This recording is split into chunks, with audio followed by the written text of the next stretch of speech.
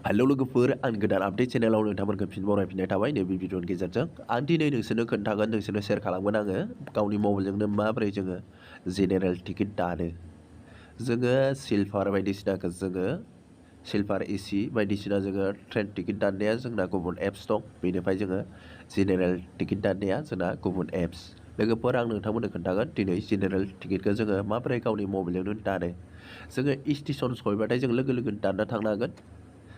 जोंना कनफार्म जानाय जायो नङा बेयो जेनेरेल टिकेटआ जोंना सिट मोनखाया जोङो जिखुनु टिकेटखौ लानानै जोङो गारियाव गाखोनानै थांनो हागोन जोङो टिटिफोरनिफ्राय जोङो थांनानै टिकेट काउन्टारनिफ्राय जोङो जेनेरेल टिकेट दाननो गोनांथि जानाय नङा गावबा गावनि मबाइलजों दाननानै थांनो हागोन अब्ला लोगोफोर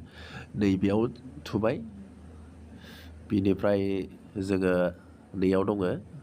बुक एन्ड ट्रेभेल दं बुक एन्ड ट्रेभेल दं बेयाव खनसे थुनानै होबाय बेयाव थुबा लोगोफोर ओरैबायदि नोङो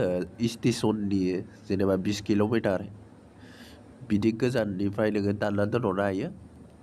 ओमफ्राय नों बांद्राय गोजानबा बेनिफ्राय नों दाननानै दोनहरनो हाया नों स्टेसनाव थानाबो दाननो हागोन बेयाव नायबानो जाबाय स्टेसननि जेसेबां खाथि नोंनिफ्राय जेसेबां स्टेसनफ्रा खाथियाव दङ बे स्टेसनफोरखौ इयाव खोन्थाखागोन नों बेलेग सार्च खालामबा फैनाय नङा बेनिखायनो नोङो स्टेसन खाथियाव थानासो बे टिकेटखौ दाननांगोन ओमफ्राय नोङो सायख'दों अबे मोनसेखौ नोंनिया अबे मोनसेनिफ्राय गाखोलांगोन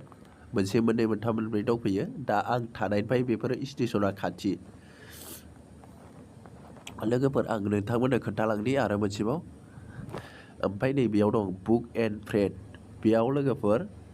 जोङो जेसेबां जियावनो थाया मानो नों गोजानावनो था आं दा गुबुनावनो दं जेनेबा बेंगालरावनो दं चेन्नाइआवनो दं आं दा आसामनिखौ दानहरनानै हरनो हायो नाथाय जोङो टिकेट काउन्टाराव बेखौ प्रिन्ट मारिनानै जोङो लेखाखौ लानांगोन अब्ला लोगोफोर बेबो मोजां बेबो मोजां ओमफ्राय जोङो टिकेट काउन्टाराव थांनानै प्रिन्ट मारिनानै लेखाखौ लानांगोन बिनिफ्राय नै बेयाव आं स्टेसनखौ थुनोसै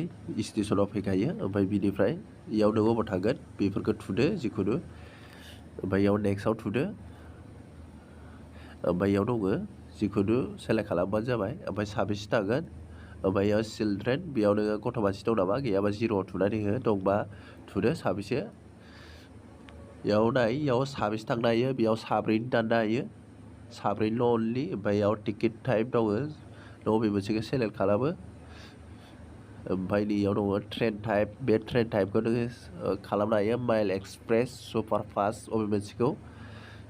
ओमफ्राय इयाव दङ क्लास बेफोरखौ नोङो सेलेक्ट खालामनो हाया बिदि थाखायो ओमफ्राय नै पेमेन्ट होनाया इयाव नोङो वालेटजों होगोन ना नोङो डेबिट कार्ड फनपेजों खालामगोन ओमफ्राय बिनिफ्राय नोङो वालेटजोंबा वालेटआव थुदो डेबिट कार्डबा डेबिट कार्डआव थुनानै होबानो जाबाय ओमफ्राय इयाव दङ गेट फेयार दं इयाव थुनानै होदो खनसे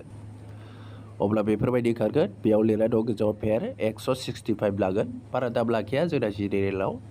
165 ओमफ्राय बिनि उनाव नोंसोरो बे आधाराव थुनानै होबानो जाबाय अब्लानो बिदि ओंखारगोन अब्ला बुक टिकेट इयाव नोंनि थांगोन मागोना गासैबो ओंखारजोब्बाय ओमफ्राय बुक टिकेटआव थुनानै होदो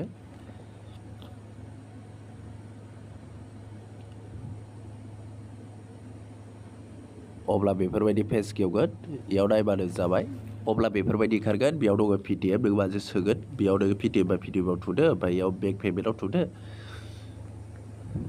बेनिफ्राय नोङो PDF नाम्बारखौ होदो बिनि उनाव प्रसेसआव थुदो अब्लानो नोंनिया बेयो टिकेटआ जागोन आरो फैसाया बेयाव हाबफैगोन अब्ला लोगोफोर नोंसोरो बेफोरबायदिनो दाननो हागोन